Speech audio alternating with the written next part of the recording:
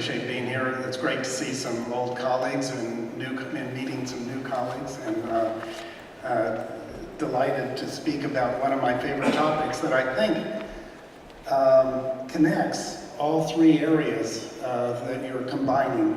I'm talking about the fifth estate, and I'll try to define what I mean by that, and it'll take a lot of time to do that, and give you an understanding of how I came to that idea and how it relates to the areas of your conferences. Let me begin with my favorite story about the fifth estate, which is a story about a 9-year-old in Scotland, Martha Payne, who was assigned a project at her school. And she came home, talked to her dad about it. She wanted to write about a paper on the school lunch program, because she was upset that you couldn't go get seconds of vegetables and things like that. You could probably go get seconds of French fries and so forth, but not good food. So she and her father talked about it, and she decided to do a blog. And so she took her mobile phone to school, took a picture of her lunch, wrote a blog about her lunch and so forth. And the blog got very popular.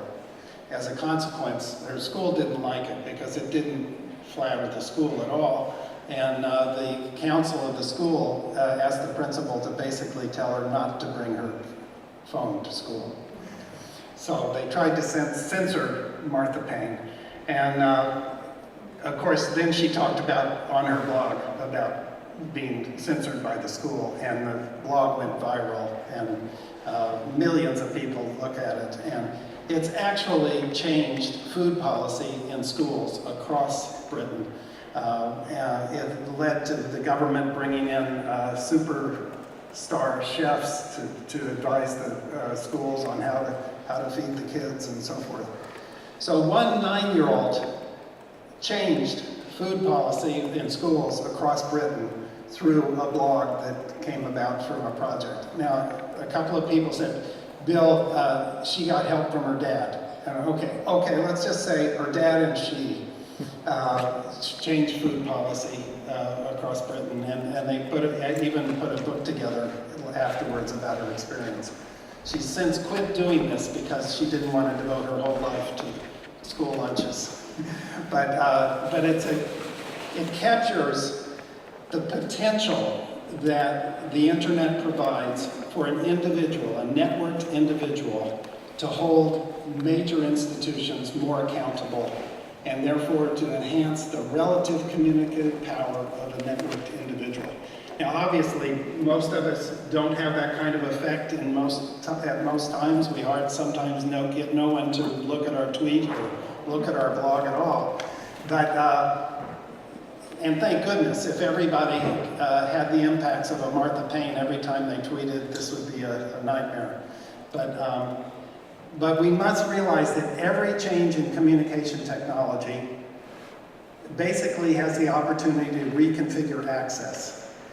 This is something I've been talking about for decades, about the fact that technological change is not deterministic, but it does not mean that it does not leave information alone or communication. It changes how we get information, what information we see, how we communicate with other people, and who we communicate with.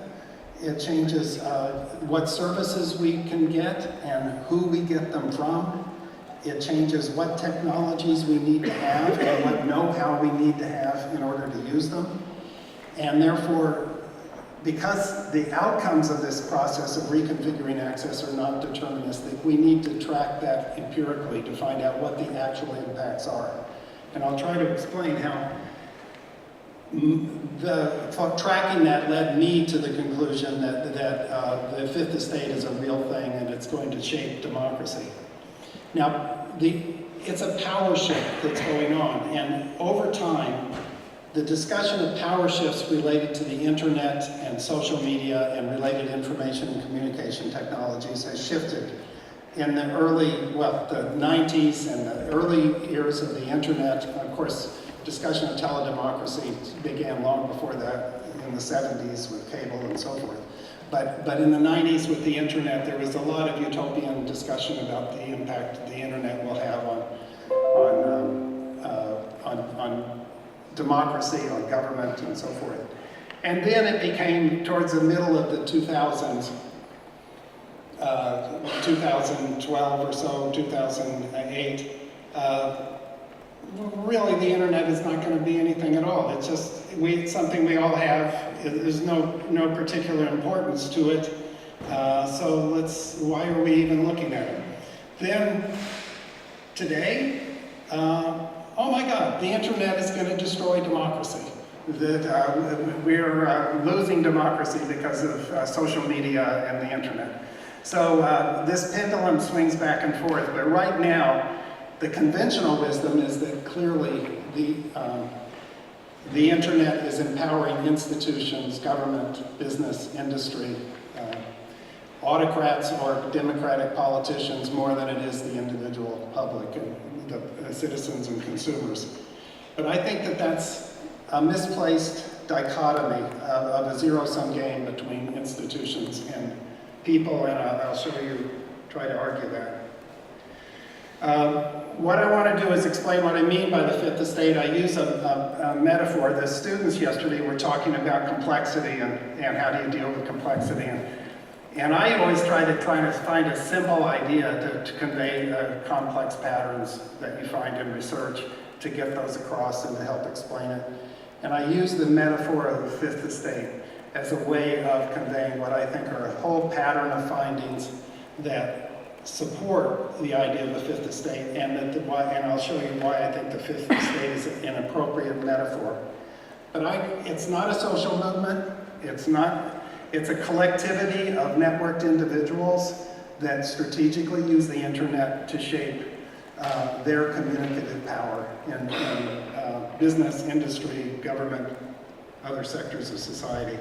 I was pleased to see the Me Too movement, whether accidentally or not, using my term, basically saying that Me Too is not a social movement, it is a collectivity of networked of individuals who are holding people more accountable.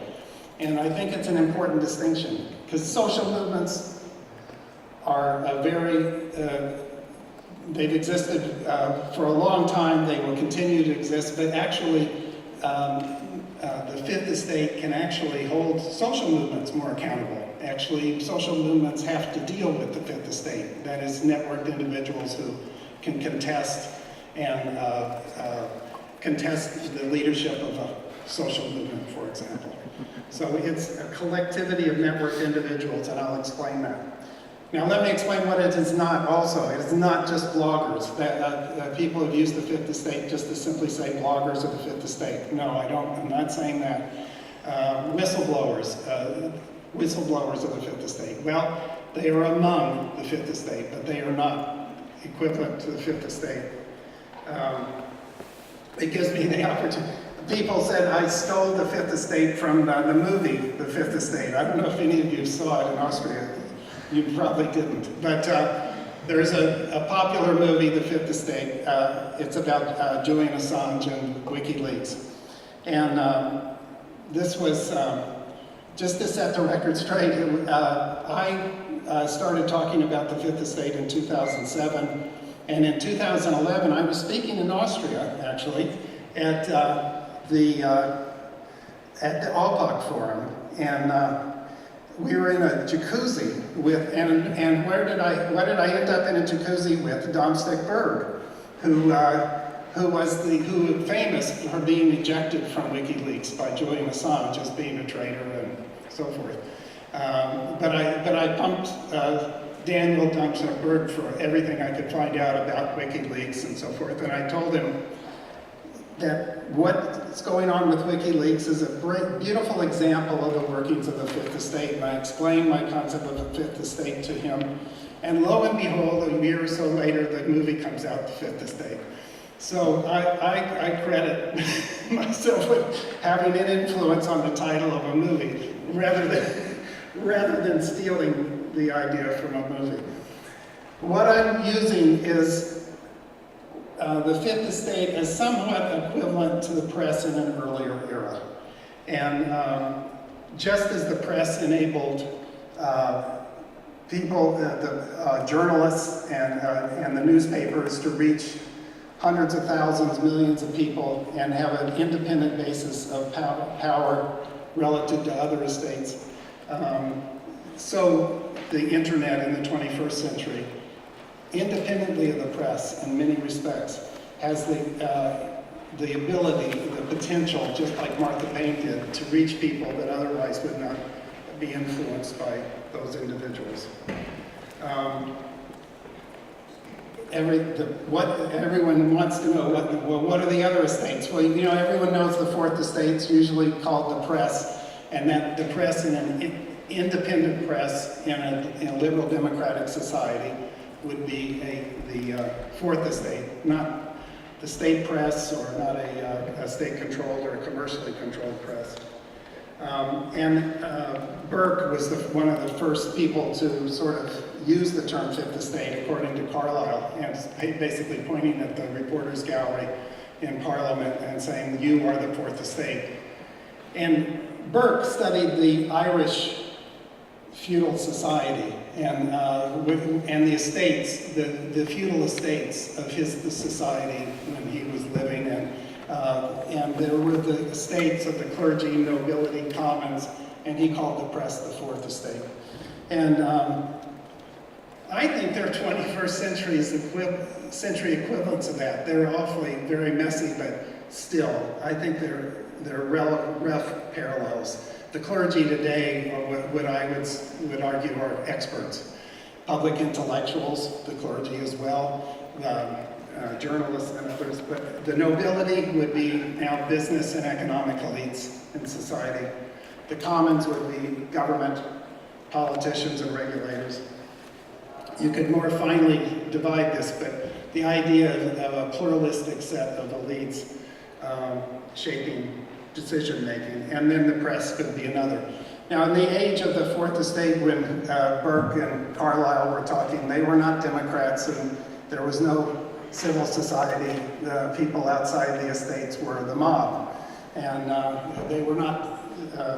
They did not have democratic theory in the way we have efforts to enable democratic institutions and processes. But today we have civil society, networked individuals, and we do have mobs and vigilante groups even today. But we'll get back to that later. There is another parallel to this. Montesquieu, the French philosopher, also talked about the tripartite system of government, and as the courts, the monarch, and parliament, which the U.S. based its constitution around, and therefore in the U.S. people often refer to the Fourth Estate on the basis of Montesquieu, not the basis of feudal estates.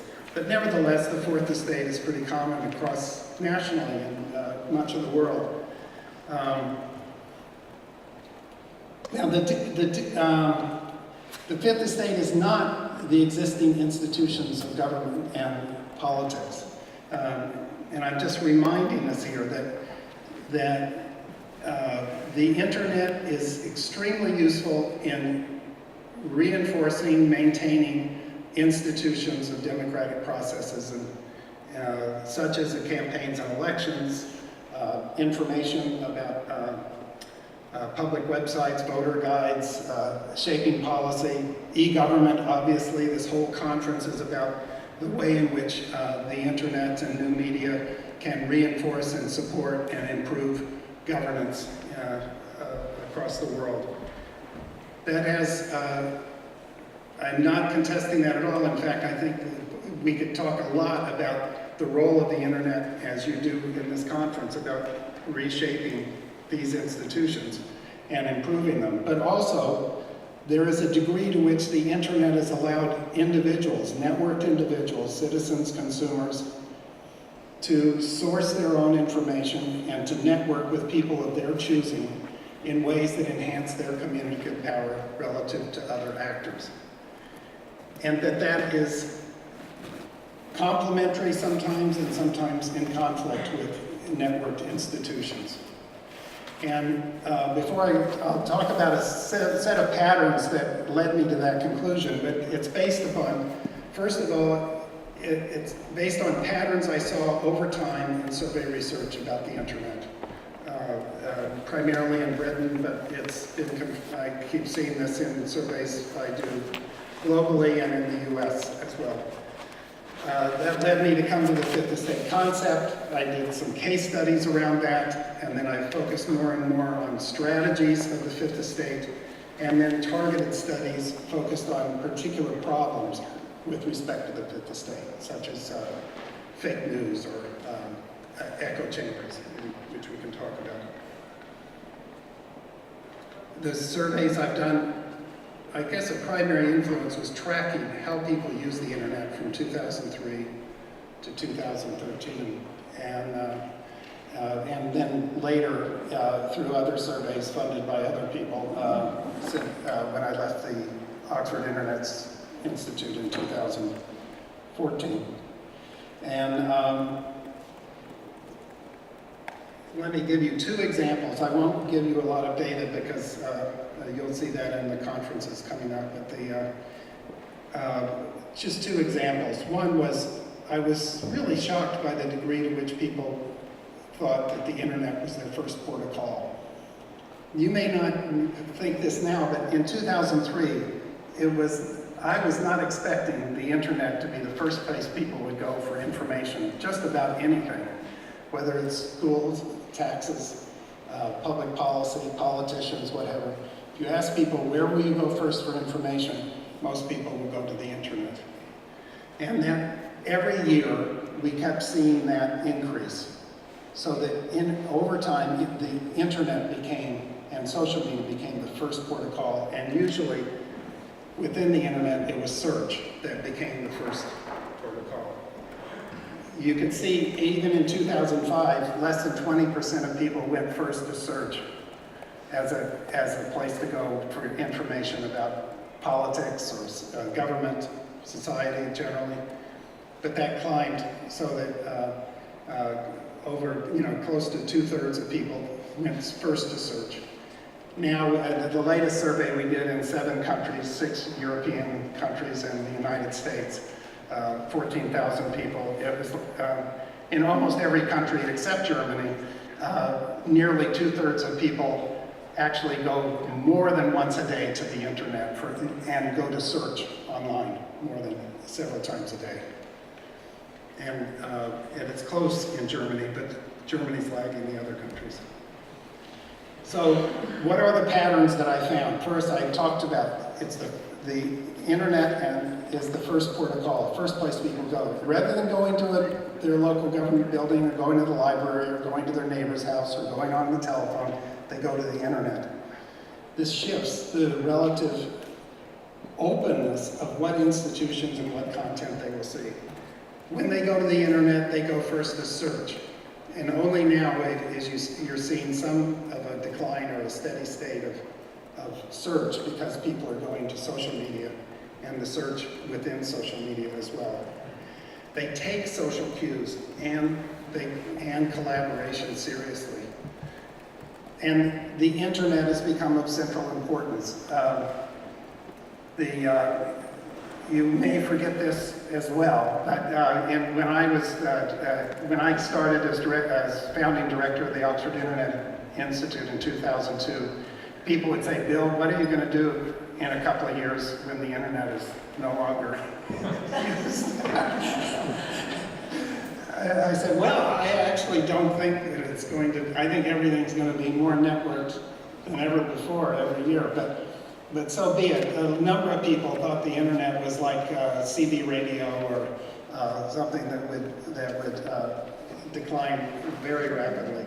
But it has become so central that people are quite threatened. And it's, I think, part of the seriousness of people taking concern over democracy and government now is that the internet has become so central that it's threatening to many people who know that this is reconfiguring access in ways that they're not sure will happen and how it will happen. And also, people said, well, people may go first to the internet, but they can't trust anything they see. Well, actually, most people do trust. They have a learned level of trust in the internet, not blind faith, but over the years, and even today, despite what is said in the media, people feel that they can find out what's going on and get the facts online. If I tell somebody something about, I told a gentleman from Brazil about the fire in a museum in Brazil, horrible fire that was very recent. I'm sure that the first place he will go is the internet to find out what has happened. And he'll be able to feel that he gets reliable information about that. Not every internet user is the fifth estate. And so I did an analysis where I tried to say, okay, people who are using the internet even outside the home, they produce content like writing blogs and posting text, they source information for themselves, they collaborate with others online, they trust, they have a reasonable level of trust in what they use, how they use the internet, and so forth. I use those as an indicator of the degree to which somebody is likely to be a potential member of the fifth estate. That is, to strategically use the internet to empower themselves with others. And by my estimate, in the UK, a third of internet users might be potential users. And who are they? And this I found most interesting, that the fifth estate were generally people you would expect to be heavy internet users. Like they're higher, more educated, middle and upper middle class, higher income, and so forth. They have a greater sense of political efficacy and political empowerment, sense of political empowerment. But at the very top, the demographics are interesting. They're younger and also more likely to be urban, but also more likely to be minorities. And I think minorities often feel, and certainly in Britain, I got the sense from my work at Ofcom and elsewhere, that minorities are less confident that the mainstream media serves all of their necessary interests and information needs, and are much more somewhat more reliant on the internet than mainstream news and so forth. So that the fifth estate is not just the most connected. And I want to make this distinction very clear between what I talk about as networked institutions versus networked individuals. In every arena, government, health, education, we have, for example, we're a multimedia conference room, and this is part of an institution's use of media to enhance its role in global communication about e-government, e-democracy, so forth. But also there's informal uses of the internet in education, like the Khan Academy, the way in which people can access videos like this or other videos of academics anywhere in the world, anytime, and educate themselves about a topic, so that the Rate My Teacher application, the using back channels, the students talking to each other about what is this bloody professor talking about in the room, so that out of the control of the institutions, individuals controlling how the media are used for their own educational purposes. And in each institutional setting, this happens. Now, it doesn't just accidentally happen, but I think you can see several strategies that are key to the fifth estate. One is searching. They are able to use search to find information of relevance to them. One of our most recent projects is on this whole notion of the filter bubble and whether people have distorted searches.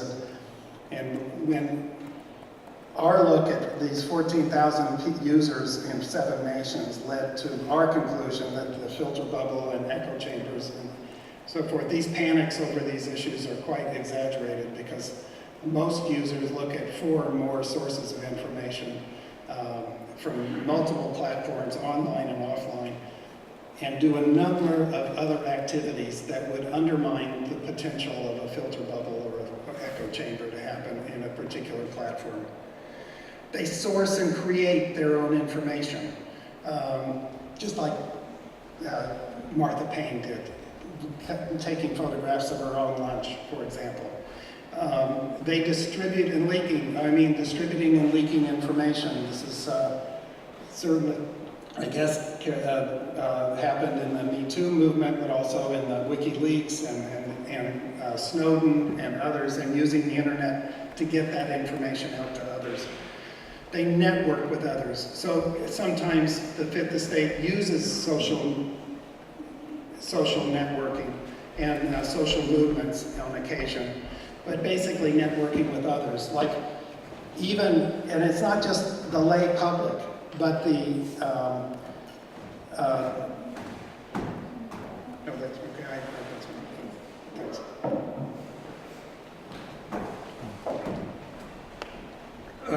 Even the lay public networks online, but also doctors. For example, there's an application called CERMO under networking. CERMO is, and Patients Like Me. Well, Patients Like Me is for people with any kind of medical problem who can talk to other patients that have the same medical problem. But CERMO is a physician network. So over 50,000, almost 100,000 physicians in the US network with other physicians and can ask them questions. So that this, there's the ability to, for particularly physicians that don't work in a large clinic and have a number of colleagues around them, that they can get support from other physicians, collective intelligence from their work. And then sort of aggregating collective intelligence. My favorite example of aggregating collective intelligence is this wonderful website called iPaidABribe.com. And this is in India, and we had one of the editors, Venkatesh, come and speak with us. We had been communicating with him for a long time at MSU. But they basically, if you have to pay a bribe, you can contact iPaidABribe.com, tell them you paid a bribe, who you paid a bribe to, what for, and they research that to document whether that was a frivolous complaint or you were trying to create bad publicity or that this is a real instance.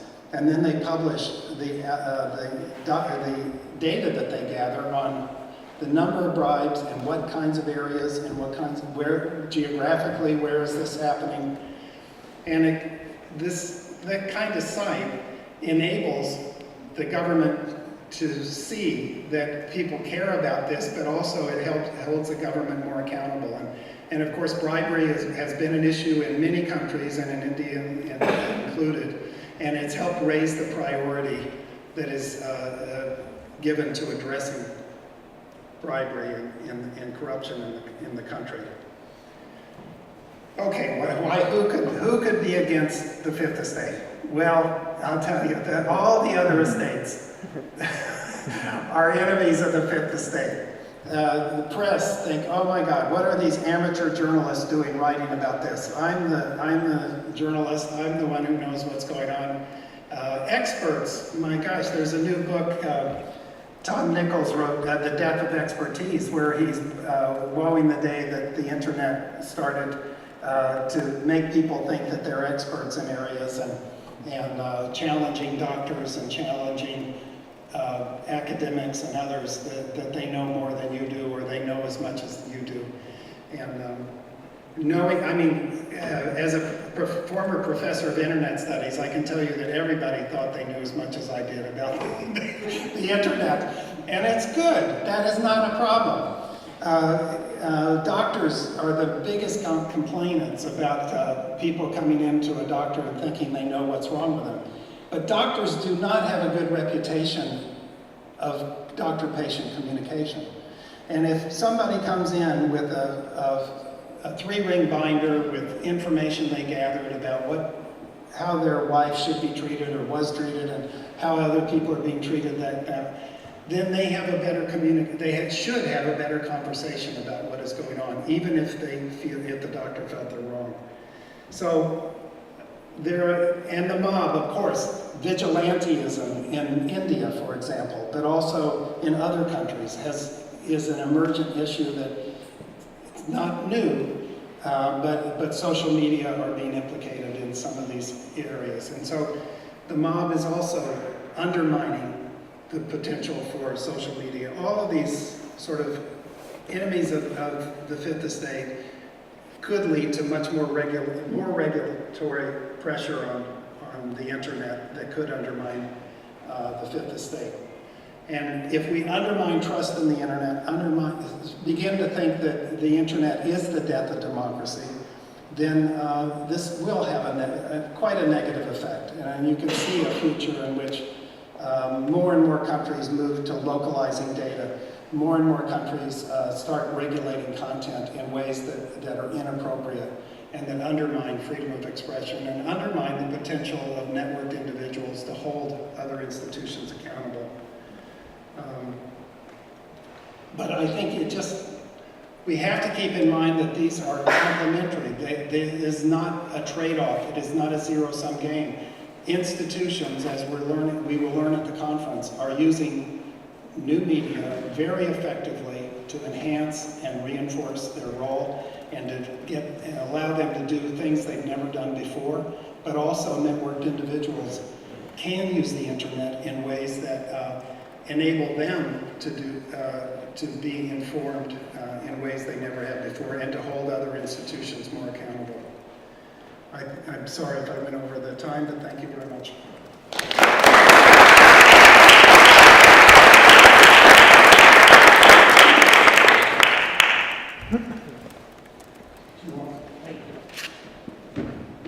Okay, I think do we have time for questions? Absolutely. Okay. Any questions? Yeah. Any questions? Yes. Thank you very much for your talk and your research. In your assessment, you say that your findings indicate that the filter bubble, people can cope with that in the fifth estate.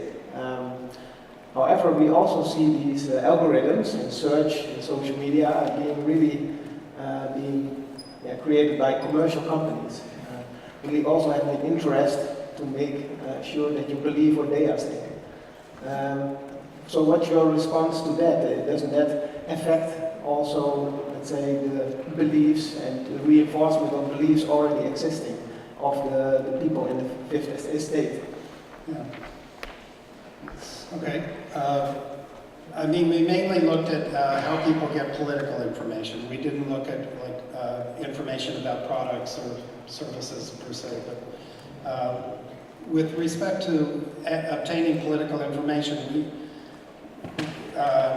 first of all, one of my graduate students was so convinced that the algorithms are so powerful that we set up an experiment where he basically tried to teach the internet that one of his computers was a Hillary Clinton supporter and another computer was a Donald Trump supporter, and then he tried to do a number of searches to see what kinds of information he would receive differently.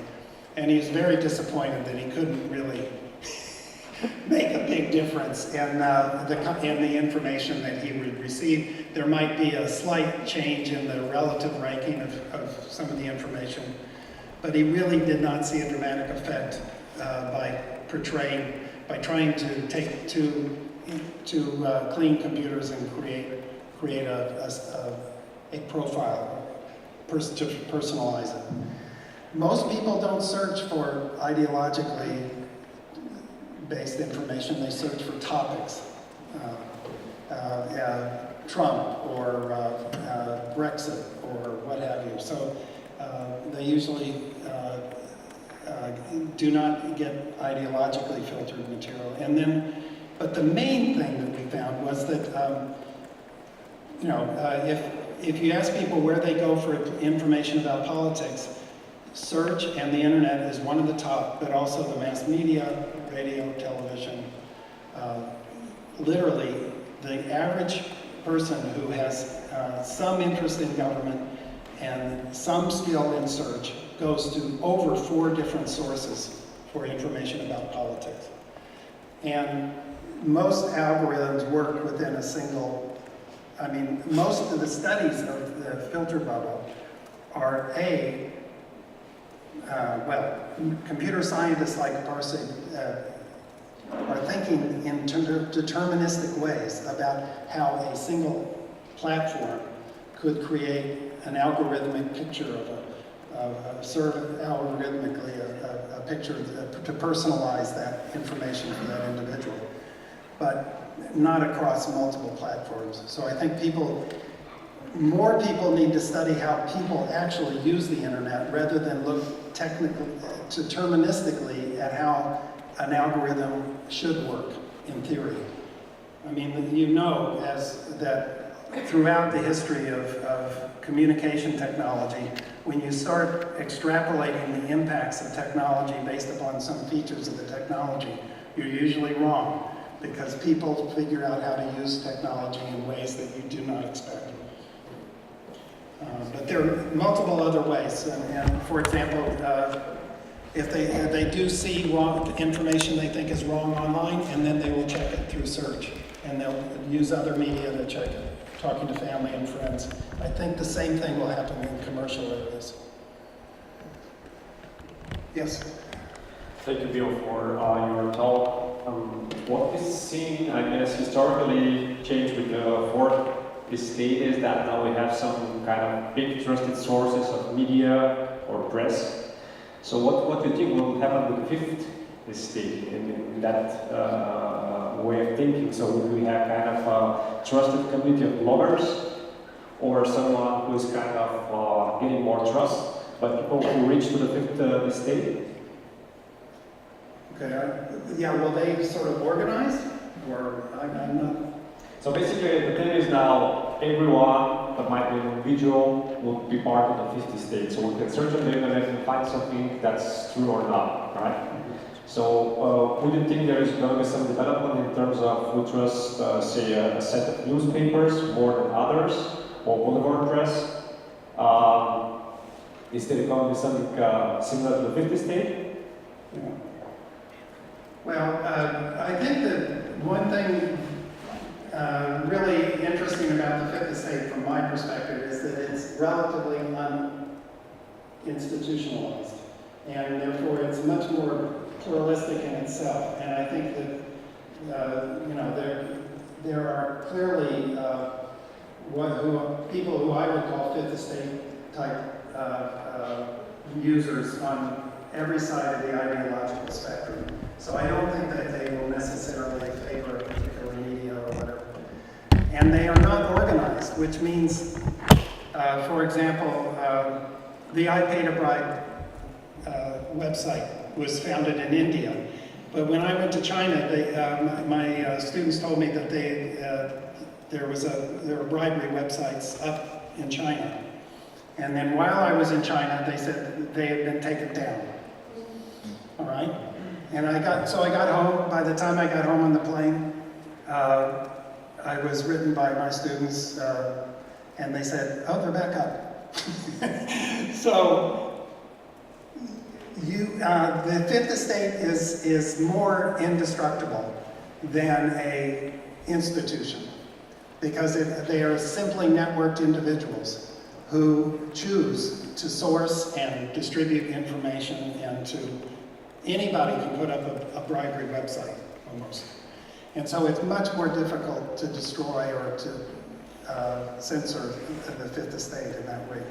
It doesn't mean when people are arrested for tweeting an untoward comment, or for even pressing a like button for a particular issue, I mean, it's going to have a chilling effect potentially, but I think it may not affect the future survivability of that kind of role of the networked individuals.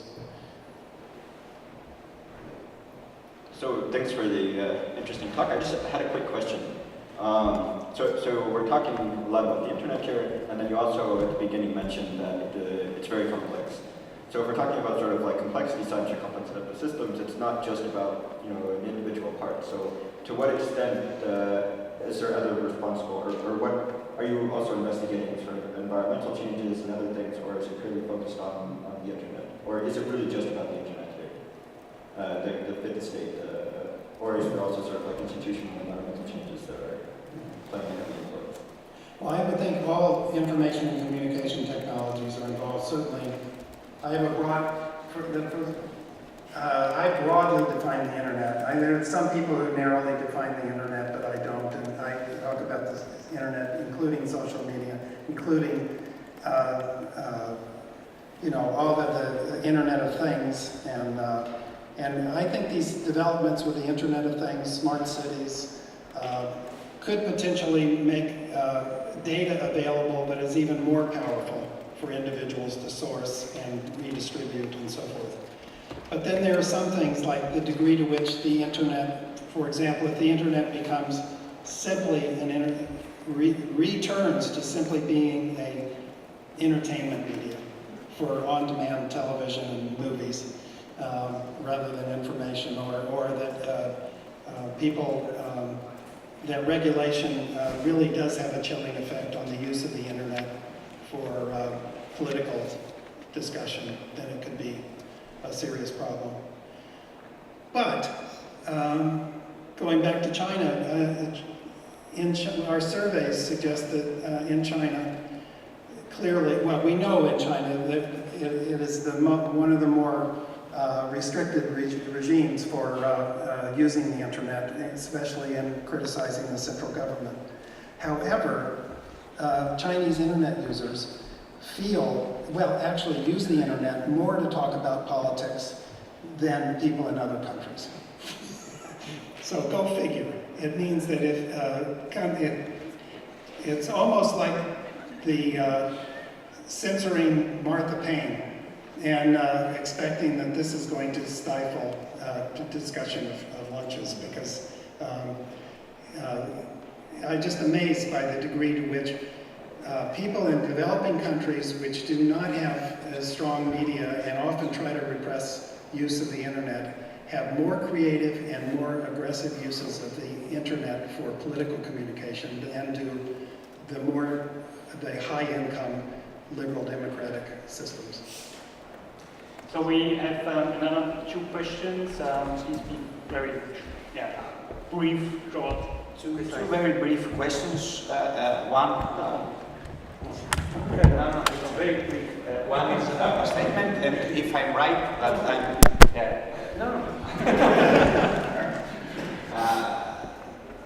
Leaving this room, first of all, thank you for your presentation. And leaving this room, I would think that fourth and fifth state has the same target, which is accountability. Is that right? But the means is different, and the ways that people can group and network and find ways to press for accountability. This is my first statement, if I'm right, for that. And is TripAdvisor an example of the fifth state in the business sector? Is TripAdvisor? TripAdvisor, Yeah. Okay, well, yes, clearly, absolutely, I'm constantly doing everything I can to protect the free press. And because, again, there's a symbiotic relationship between the fifth and the fourth estate, because a lot of material comes from the press that is recirculated and repurposed by networked individuals, and vice versa. More and more bloggers and tweeters and others are becoming the source of news for the press. And so I think, I'm not giving up on the press, and I think there are threats to the press itself as serious as those to internet users. It's very interesting that some of the people in the fifth estate are also in the fourth estate. So you find journalists who are during the day writing their column for the newspaper, and when they get home, they may write a different piece for a blog. And so and likewise in business or in government, you find people who are often doing their day job, but then also as an individual expressing themselves outside of their institutional context. So people wear multiple hats and can work in more than one of these estates. And I don't know. I don't like TripAdvisor. So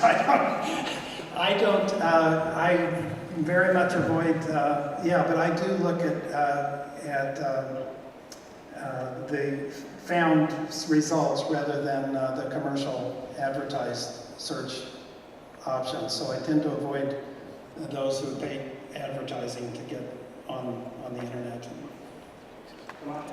Thank you, Bill, for your lecture. You mentioned that the fifth estate is about individuals, not about institutions. You also mentioned that the fifth estate is under attack from other estates. Therefore, does it need institutional protection? The way we see, for instance, whistleblower protection legislation, protecting whistleblowers. Does the fifth estate needs institutional protection? I think it needs politicians and regulators who understand what the internet and social media are. I think it's not so much protecting something, it's more, I find more often than not,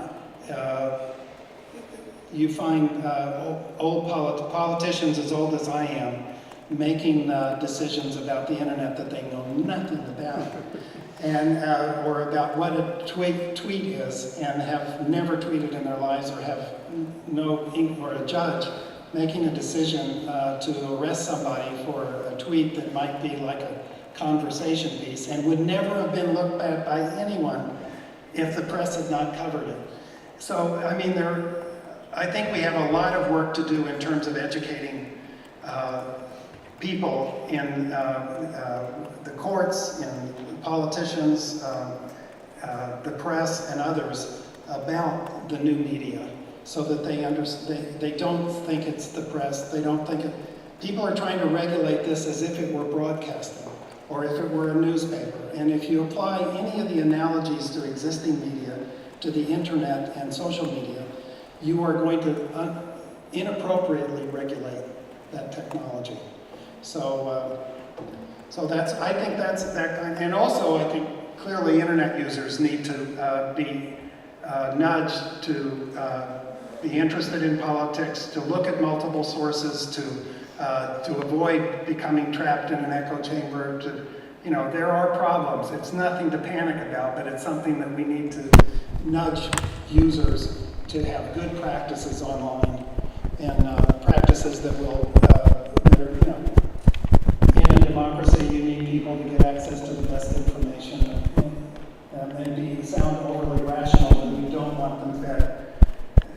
I think that I'm being pressed to the end, but I think that one of the key takeaways is that if, in terms of algorithms, the most important algorithm and the most influential is you. Your algorithm on what you pay attention to. It is not the press, it is not the internet that is limiting what you know.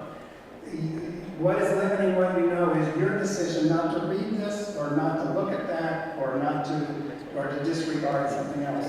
So we are the most powerful algorithm, and we can't really legislate that. But we should not use the internet, social media, the press as scapegoats for partisan or distorted choices of information by individual users. Okay, thank you. I've run out of time. Thanks very much. Thank you very much.